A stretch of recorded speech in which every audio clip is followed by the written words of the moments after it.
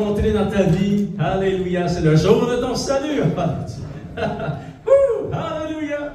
Souvenez-vous toujours de la seconde, de la date et de l'année que vous avez été sauvés. C'était un miracle extraordinaire de Dieu. Alléluia. Et si vous voulez, enfants de Dieu, on va terminer cette série d'enseignements qu'on a commencé au début de l'année. Alléluia, qui avait pour titre, enfants de Dieu, je suis avec toi et je te garderai. Ce sont les promesses que Dieu a faites à son serviteur Jacob. Mais il fait à ses serviteurs, ses servantes aujourd'hui. La parole de Dieu ne change point. Elle est la même hier, aujourd'hui, éternellement, enfant de Dieu. Fait que vraiment, il nous fait des promesses. Il dit ceci, dans cette année qui est devant toi, je marcherai moi-même avec toi. Lui-même. Wow, c'est plus ça, là. Il dit, Dieu marchera lui-même avec nous. Il nous bénira, il nous gardera, enfant de Dieu. Voulez-vous, on va lire quelques versets pour se placer dans le contexte de cette série d'enseignements que je termine ce matin.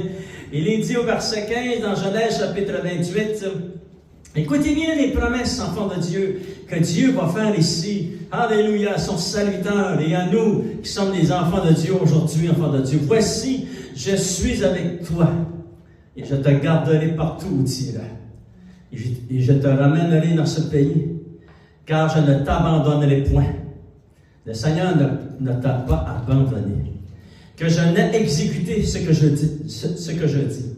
Et Jacob, qui s'était endormi, il a eu cette grande vision, ce songe. Ça dit au verset 5, Jacob s'éveilla de son sommeil. Et il dit, certainement l'Éternel est en ce lieu. Et moi, je ne le savais pas. Il y a eu une réaction dans son cœur. Il eut peur. Il dit que ce lieu est redoutable. C'est ici la maison de Dieu.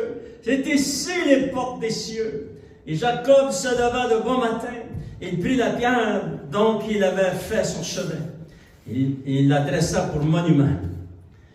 Il versa de l'huile sur cette pierre. Il donna à ce lieu le nom de Béthel. Parce que ce lieu s'appelait Luz, c'est ça dit dans la parole de Dieu.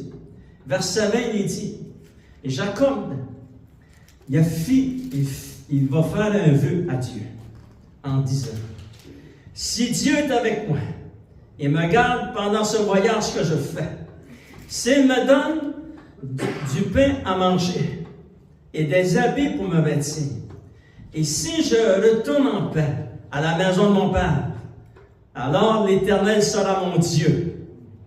Cette pierre qui est mise dans cet endroit, que j'ai dressée pour monument, sera la maison de Dieu.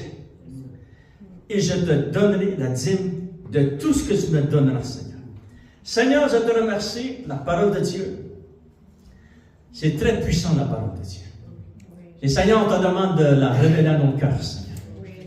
Et Seigneur, nous avons fait de toi notre Dieu. Et Seigneur, révèle-toi puissamment en nous, Seigneur. Et au nom de Jésus. Alléluia. Bénis ton Église et ton peuple, et la parole de Dieu, et tous ceux qui entendent le message de la parole de Dieu. Au nom de Jésus, nous t'avons prié. Amen. À lui soit la gloire. Alléluia. Écoutez bien la 7e révélation, enfant de Dieu, que nous lisons ici. Au verset 16, Jacob va dire, le serviteur de Dieu va dire, certainement, l'Éternel est dans ce lieu. Et moi, je ne le savais pas. Et souviens-toi du jour où tu as été sauvé. Le jour où j'ai été sauvé, je ne savais pas que j'allais rencontrer Dieu à cet endroit. Mais il était là. Wow. Et Jacob va faire un vœu à Dieu. Il va faire une promesse. Un vœu, ça, c'est une promesse que tu as faite à Dieu. Il y a des promesses qu'on fait entre les êtres humains, des promesses qu'on fait lorsqu'on se marie avec notre époux ou notre épouse. Et puis, il y a des promesses aussi qu'on fait à Dieu. Il y a un jour où tu as fait une promesse à Dieu. Et moi, j'ai fait une promesse à Dieu. Et Jacob va faire une promesse à Dieu. Enfant de Dieu, certainement, il dit, l'Éternel est dans ce lieu. Et dans d'autres versets, ça dit, et je vais le rencontrer. La 7e révélation, alléluia, le cœur de Jacob a tellement été touché que cela l'a réveillé de ce songe, enfant de Dieu. Il eut peur, ça dit dans la parole de Dieu, il a donné à cet endroit le nom de Béthel, c'est-à-dire, c'est ici que j'ai rencontré Dieu. Amen, alléluia. Et l'enfant de Dieu, il dit à Dieu, je fais un vœu. Si tu es avec moi, pendant le voyage que je fais, Mais souviens-toi, je vais relire le verset, et l'enfant de Dieu, on va le placer dans un autre contexte. Parce que nous sommes en voyage ici sur la terre. Vous savez qu'on est juste de passage. Amen. Attendez-vous pas de vivre ici pour l'éternité. C'est rien que lorsque vous allez avoir votre corps céleste, au son de la trompette de Dieu, ça dit dans la parole de Dieu, à l'enlèvement de l'Église, nous allons avoir un corps céleste. Là, on va revenir avec le Seigneur et régner avec le Seigneur, ça dit dans la parole de Dieu sur cette terre. Amen. Alléluia. Pour l'instant, on est juste de passage. Et regardez, il dit ceci, mais j'aimerais qu'on puisse le lire dans cette pensée, enfant de Dieu, qu'on est juste de passage, on est des voyageurs. Et si Dieu, regardez, on va le relire ensemble, et ça dit, enfant de Dieu, Jacob au verset 20, fit un vœu. Il dit ceci à Dieu. Si Dieu est avec moi et me garde pendant le voyage de ma vie chrétienne que je fais maintenant, et qu'il me donne du pain à manger, et des vêtements pour me vêtir, s'il prend soin de mes besoins, il sera mon Dieu. Wow. Voyez-vous? C'est puissant, ça, enfant de Dieu. La parole de Dieu, il sera mon Dieu. Il sera ton Dieu. Et ça, c'est un engagement qu'il avait pris envers Dieu. Il a fait une promesse à Dieu. Il dit après ça, il dit, Seigneur, tout ce que tu vas me donner, je vais te donner la dîme de tout ça. Alléluia. Et c'est vraiment, c'est ça que Jacob a fait, enfant de Dieu. Et 15 ans plus tard, alentour de 15, 16 ou 17 ans plus tard, Dieu va revenir dans la vie de Jacob et il va lui dire ceci. Écoutez bien, enfants de Dieu, juste pour retracer un peu l'histoire de ce qui s'est passé dans Genèse chapitre 31 et verset 11, il est dit, « Et l'ange de Dieu me dit, en songe, Jacob, je répondis, me voici. » Et regardez qu'est-ce qu'il va lui dire dans Genèse chapitre 31, verset 13, ça dit, « Je suis le Dieu de Béthel, où tu as oint un monument, et où tu m'as fait un vœu. Un jour ou l'autre, Dieu viendra, et puis il te demandera où tu es rendu avec ton vœu. » Et moi, il me l'a demandé. Un jour, il me l'a demandé. Alléluia. Et vous savez que je lui ai dit? J'ai dit, Seigneur, je t'ai dit que je te donne ma vie et je ne la reprendrai pas ça. Et je vais vivre chaque minute, et chaque seconde, et ma vision va être dirigée vers ton royaume, mes paroles vont être dirigées vers ton royaume, toute mon énergie et ma vie va être dirigée vers ton royaume. J'ai fait cette promesse à Dieu, j'avais 20 ans. Et toute ma vie était en... Les décisions que j'ai prises pour le royaume de Dieu, pour l'Église de Dieu, ça a été dans cette direction. Parce que c'était un vœu que j'avais fait à Dieu. Il y a un jour, le Seigneur est venu. Il m'a dit, Claude, après toutes les troubles que tu as eues, après toutes les difficultés, qu'en fais-tu de ton vœu? Et j'ai dit, Seigneur, je t'ai dit, je te donne ma vie, je ne l'attendrai pas, Seigneur. Wouh! Alléluia! Et Jacob va faire la même chose. Voyez-vous, regardez, il dit, et le Dieu est revenu, il dit, je suis le Dieu de Béthel, où tu as oint un monument. Il se souvenait que Dieu, il a tout dit là. Je t'ai vu, tu as fait ce monument, et tu as fait un vœu. Regardez, ça dit, où tu m'as fait un vœu, maintenant lève-toi, sors de ce pays, et retourne dans le pays de ta naissance. Et nous savons qu'il va prendre la décision avec sa famille, et puis qu'ils vont retourner dans le pays de son père. Alléluia. Et l'enfant de Dieu va se passer vraiment. Vous savez que, vous vous souvenez que Jacob, lorsqu'il fait ce voyage, la guerre était prise en vue de son frère. Vous vous souvenez de cela, enfant de Dieu? Et puis, son frère était vraiment fâché après lui, jusqu'à vouloir le faire mourir. Et puis, ça dit dans la parole de Dieu que Jacob prit la décision. Dieu lui avait dit, retourne, tu vas passer de nouveau à Béthel. Et où est-ce que tu m'as fait ce vœu? Alléluia. Et l'enfant de Dieu, lorsqu'il est sur la route, avec tout ce qui lui appartient, parce que Dieu l'avait béni dans ce pays. Quand même qu'il avait rencontré oncle Laban, et j'espère pour vous que vous ne rencontrez jamais oncle Laban. Moi, je l'ai rencontré des oncles Laban. Mais Dieu m'a béni. Parce qu'on doit rester fidèle à Dieu quand même qu'on rencontre des oncles Laban. Et Jacob a rencontré oncle Laban. Et puis, il est resté fidèle à Dieu. Pour revenir, enfant de Dieu, dans ces chapitres, Tout ce qui appartenait à Jacob, c'est merveilleux. Dieu avait dépassé ses attentes, cet homme-là, enfant de Dieu. Amen, alléluia. Et là, tout s'en allant vers son pays de nouveau, avec tout ce que les bénédictions que Dieu lui avait données. Il va se dérouler un événement vraiment spécial dans la vie de Jacob qui va transformer sa vie. Et Dieu va lui dire, après cette expérience, il va lui dire, Jacob, ton nom ne sera plus Jacob, mais tu t'appelleras Israël. De toi sortira des nations. Wow! Vous savez la signification de Jacob, qui était menteur, tricheur, etc. Mais Dieu dit, je vais changer ton nom. Regardez qu'est-ce qui s'est passé. Mais nouveau, on va lire ça, enfant de Dieu. C'est très important qu'on lise ça au moins une fois dans notre vie. Genèse chapitre 32, verset 24 jusqu'au verset 30. Alléluia. Qu'est-ce qui s'est passé, enfant de Dieu? Et qu'est-ce qu'il va vivre ici? Il lutta avec Dieu. Est-ce qu'un jour tu as lutté avec Dieu? Il lutta avec Dieu. Regardons qu'est-ce qui s'est passé. Il dit, dans Genèse chapitre 32, verset 24, Jacob demeura seul.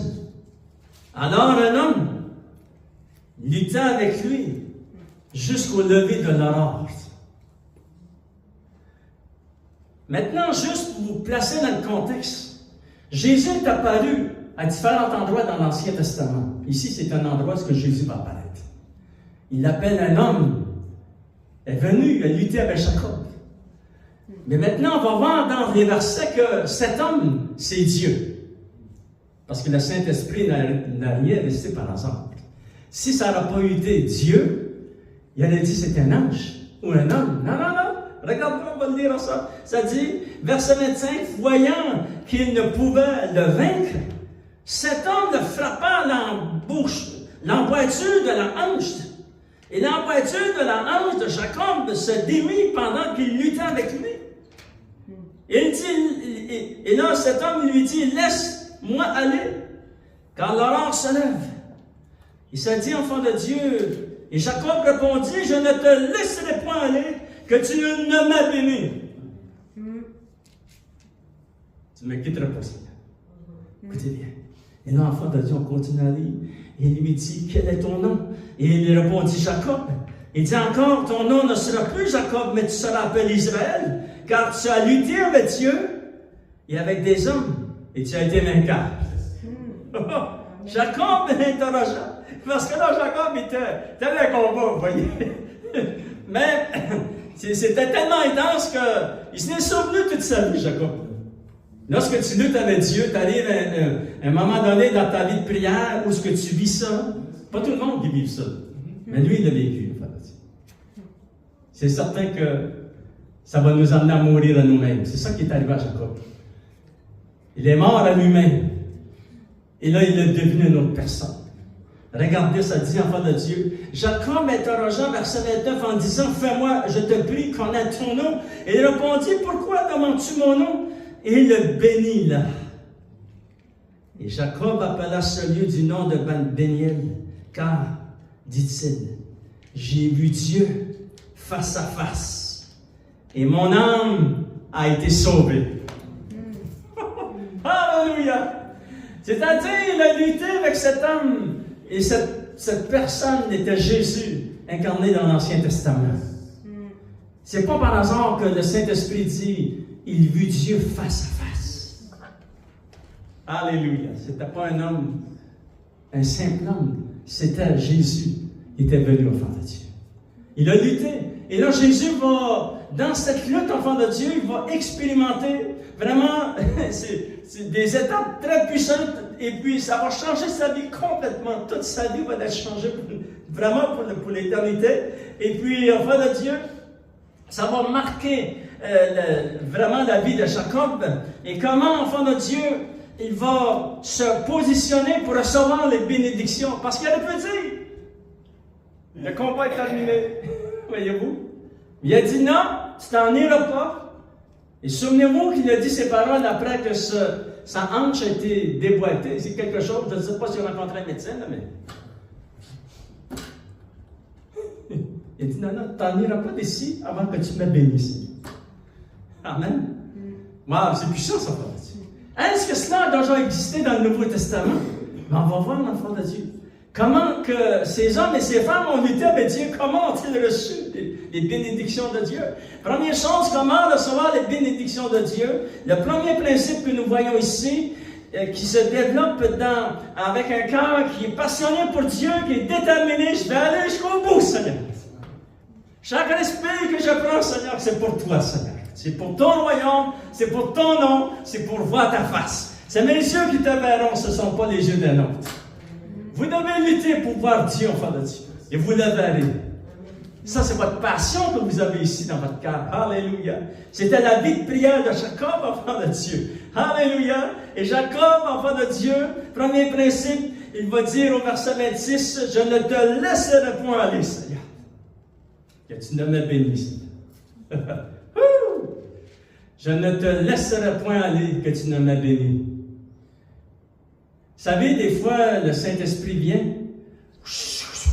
Nous sommes dans notre chambre de prière et nous sommes en train de travailler. Et là, on est dans notre maison et on est en train de prier, louer le Seigneur. Et la présence de Dieu vient. Et là, on est touché de Dieu. Et là, on reste quelques instants dans la présence de Dieu et après ça, on continue. Mais, regardez le secret. Apprenez à garder la présence de Dieu. Amen. Apprenez, lorsque vous sentez que le Saint-Esprit est là, restez dans la présence du Saint-Esprit. Alléluia. Maintenant, regardez dans Luc chapitre 24. Est-ce qu'ils ont vécu quelque chose de semblable dans le Nouveau Testament, au fond de Dieu? Regardez, on va le lire ensemble. Alléluia. Il est dit, Luc chapitre 24, verset 28 jusqu'au verset 25, vous vous souvenez, ce sont les deux disciples après la crucifixion. Et Jésus va ressusciter le dimanche matin. Et là, enfants de Dieu, ils vont quitter, ils sont découragés, ils ont vu Jésus qui a été vraiment, c'était une catastrophe, vraiment difficile à voir la crucifixion. Et ces gens étaient vraiment découragés, ils retournaient à la maison, ils retournaient dans leur métier, etc. Et sur le chemin qui montait dans leur ville, sur le chemin qui mène à Emmaüs, enfants de Dieu, il y a quelqu'un qui va venir, qui va prendre la route avec eux. Il va leur poser la question. De quoi discutez-vous en chemin lorsque vous montez à la ville?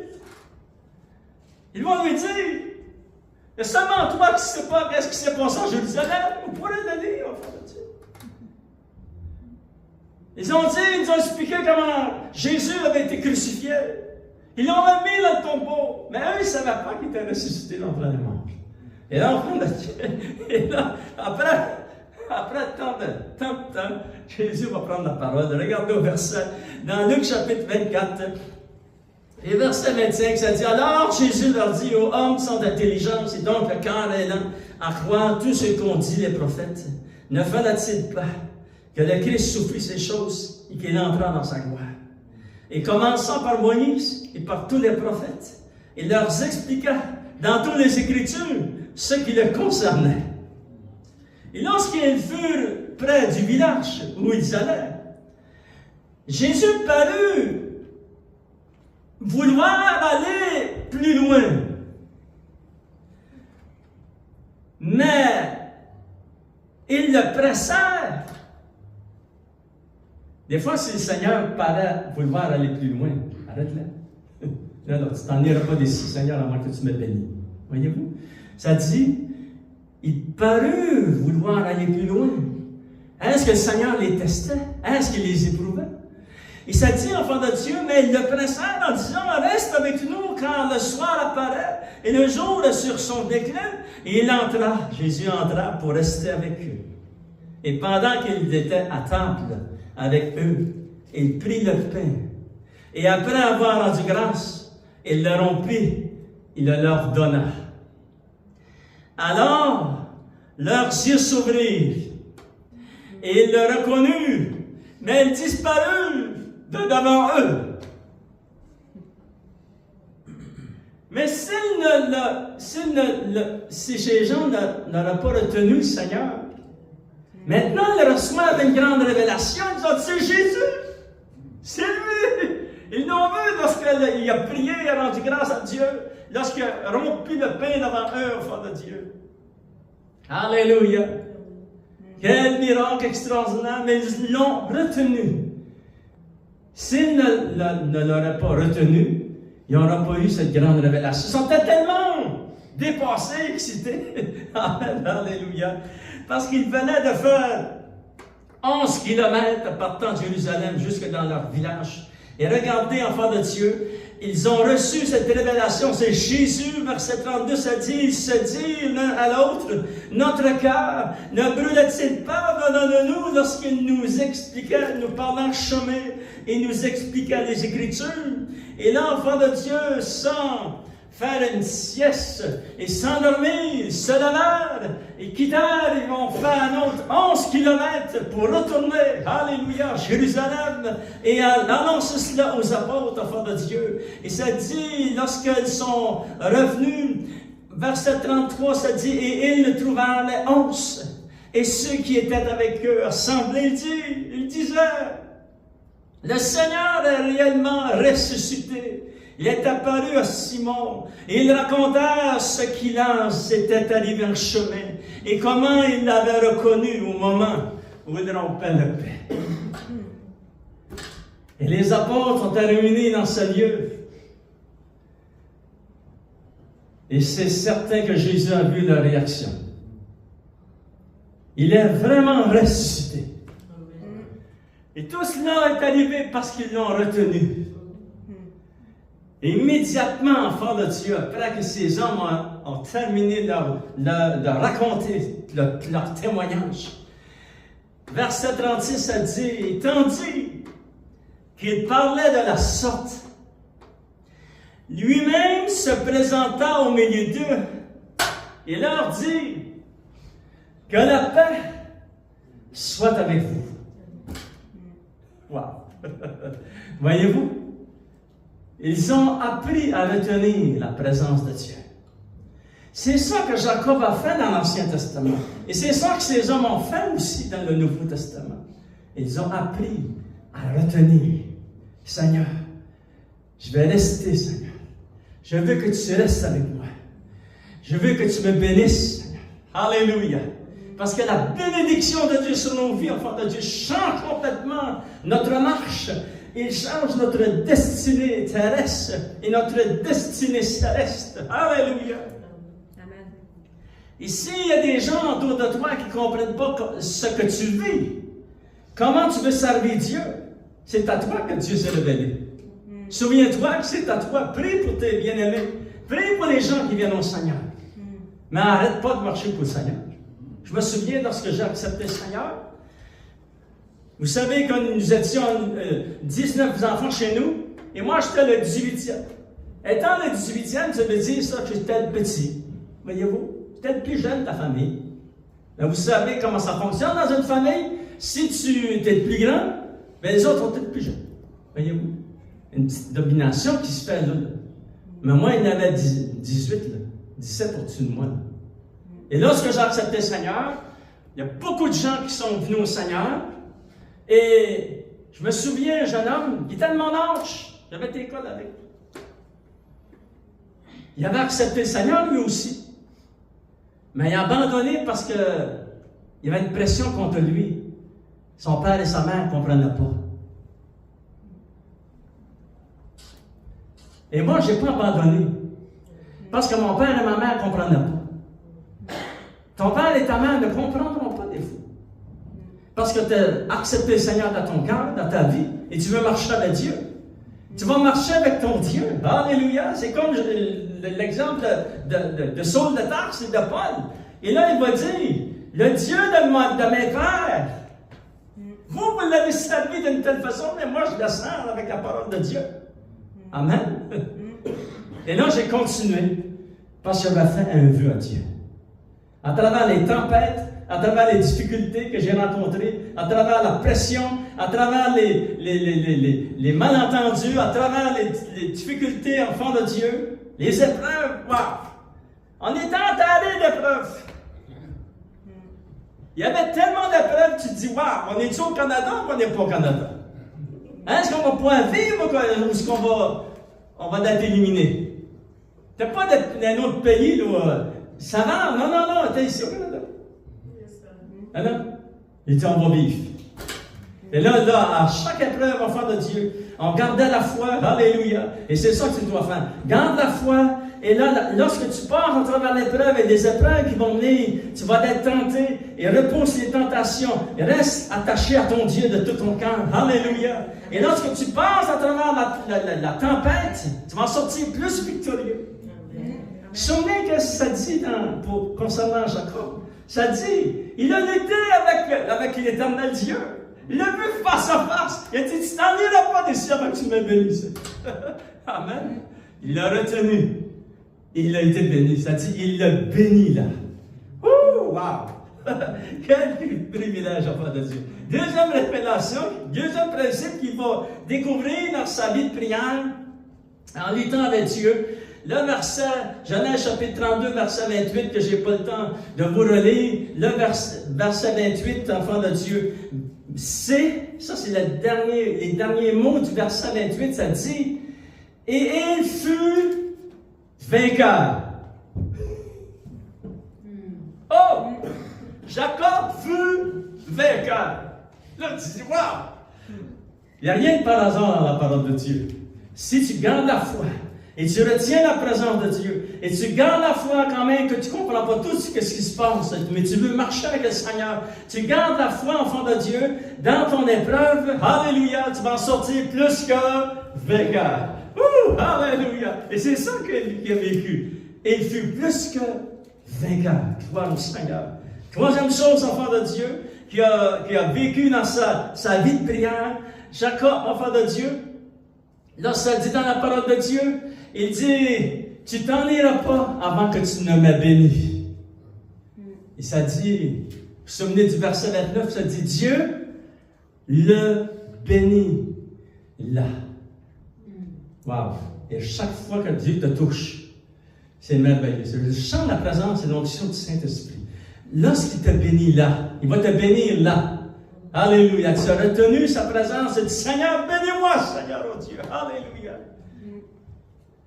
Parce que la vie chrétienne, c'est pour toi aussi. La touche de Dieu, c'est pour toi aussi. Lorsque tu veux être guéri, crie au Seigneur, il va te guérir. Lorsque tu veux recevoir des révélations, crie au Seigneur, il va te révéler des choses dans la parole de Dieu. Alléluia. Enfant de Dieu, c'est très important. Lisez votre Bible à tous les jours. Prenez 10 minutes. Vous allez dire, moi je suis pressé. Moi aussi je suis pressé. Savez-vous que je me suis ajusté pendant ma vie. Lorsque j'étais plus jeune, je pouvais lire la parole de Dieu jusqu'à 3 heures du matin. Ben, mon épouse est témoin de ça. 3 heures du matin, je lisais la parole de Dieu. Ça a été ma vie chrétienne. Et là, parce que les heures avancent, je change de stratégie. Et là, cette nuit, on s'est couché, et là, j'ai loué le Seigneur, j'ai adoré Dieu. Alléluia. Occupe-toi de Dieu. Il s'occupera de toi. Il dit à Moïse, mais toi, Moïse, reste ici avec moi. Et Dieu nous dit, mon fils, ma fille, reste avec moi. Reste juste avec Dieu. Il y a des étapes dans la prière. On peut demander des choses à Dieu. On peut demander au Seigneur d'intervenir. Mais l'autre étape aussi, c'est celle-ci. Ben, je veux juste être là avec toi. Et là, mon réveil matin, je ne sais pas comment je pourrais l'appeler. C'est pas un réveil matin naturel. C'est un réveil matin, il m'a réveillé. J'étais réveillé à l'entour de 2h20, je pense, j'étais réveillé cette nuit. Mais savez-vous qu'est-ce que j'ai fait? Au lieu de commencer à me décourager, là, je vais être fatigué le matin. Non. Reste juste là avec Dieu. Emmène ton cœur en adoration. Occupe-toi de Dieu. Amen. Voyez-vous, ça c'est un niveau de prière que lui, Jacob, va apprendre dans sa vie. Moïse va apprendre dans sa vie. Beaucoup de gens dans la parole de Dieu vont apprendre. Et que nous aussi, nous voulons apprendre, enfants de Dieu, atteindre ce niveau-là. Alléluia. Et de dire, oh, Seigneur, oh Dieu. Alléluia. Juste d'être avec toi, Seigneur. Wow. Parce qu'on va être avec lui pour l'éternité. Amen. Fait pratiquer, enfant de Dieu. Soyez juste avec lui. Seigneur, juste avec toi, Seigneur. J'adore ton cœur, Seigneur. J'adore ta personne, Seigneur.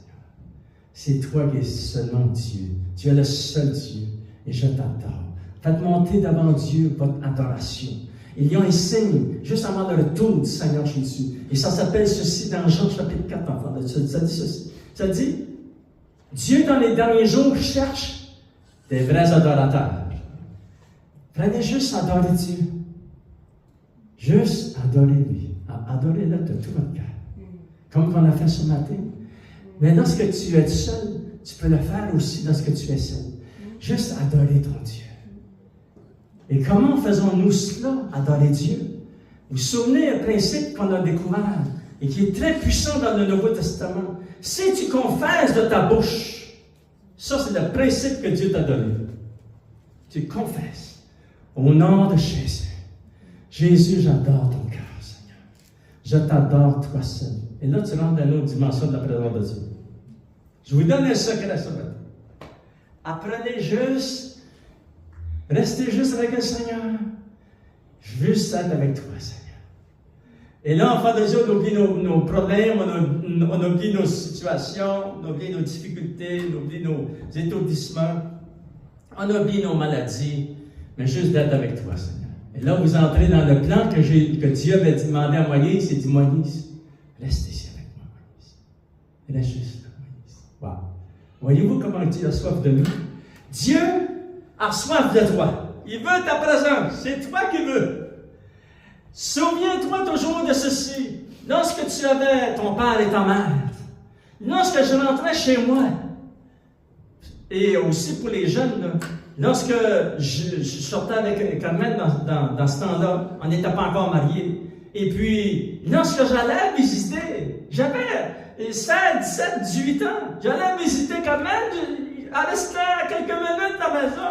Savez-vous qu'est-ce que je disais à ma chère maman? Je lui disais, maman, je vais aller voir Carmen et puis je vais aller être là jusqu'à un certain âge. J'avais presque 18 ans. Pourquoi je faisais ça? C'est pour pas que mes parents s'inquiètent comme moi. Voyez-vous? Des principes importants de la vie.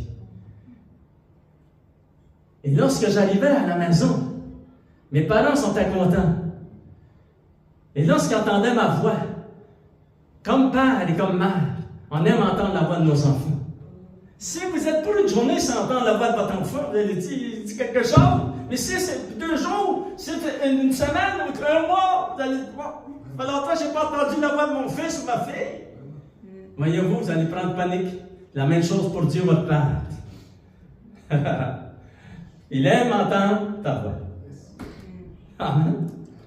Que tu sois un fils, que tu sois une fille, souviens-toi, il aime entendre ta voix. Alléluia! Oh, alléluia! Dieu est bon, enfant de Dieu. Ce sont des principes très puissants, simples et très puissants que vous voulez utiliser. Et souvenez-vous qu'il aime entendre votre voix, enfant de Dieu. Lèvons-nous, enfants de Dieu, ensemble. Alléluia. Et j'aimerais qu'on puisse vraiment juste dire, oh Seigneur, tu es merveilleux. Tu es tout puissant, Seigneur. On invite nos musiciens ce matin, enfants de Dieu. Et on va chanter ce chant merveilleux, juste pour le louer, l'adorer. Alléluia. Et tous ceux qui aimeraient recevoir la prière, peut-être ce matin, vous avez besoin de guérison, on va prier pour vous. Peut-être ce matin, tu veux dire, oh Seigneur, je veux me consacrer dans ma vie de prière, Seigneur, oh Dieu. Oui, Seigneur, je veux apprendre à retenir ta présence. Oh, nom de Jésus, Seigneur, je prie pour tes fils et tes filles, ton peuple, Seigneur, tes enfants. Et Seigneur, au nom de Jésus, Seigneur, tu nous donnes des grandes révélations. Et Seigneur, oh Dieu, merci que tu marches avec nous, que tu vas prendre soin de nous, que toi, personnellement, tu vas intervenir dans nos situations. Seigneur, tu es le Dieu Tout-Puissant. Mais Seigneur, nous voulons garder toutes ces promesses en feu et en activité pendant toutes ces semaines et ces mois et ces années, Seigneur, au nom de Jésus. Et ça, on fait ça à travers la prière. Alléluia. Seigneur, nous voulons développer cette vie de prière et garder, Seigneur, notre cœur et notre passion que nous avons pour toi. Qu'importe les tempêtes, les difficultés de la vie, Seigneur, nous gardons la foi, Seigneur, à travers la tempête. Pour, Seigneur, nous toucher le bord de ton vêtement. Je te demande de bénir ton peuple, bénir ton Église et bénir tous ceux qui entendent le message de la parole de Dieu au nom de Jésus. Et Seigneur, que tu puisses emmener la guérison, la restauration. Mais Seigneur, au nom de Jésus, Seigneur. Et Seigneur, nous voulons juste maintenant, Seigneur, prendre et lever nos mains vers toi. Et juste te dire combien nous t'apprécions, Seigneur. Combien tu es merveilleux, Seigneur. Et lève nos mains vers lui lorsqu'on chante ce chant merveilleux. Juste lui dire, tu es bienvenu, Seigneur. Alléluia. Écoutez bien les paroles. Alléluia.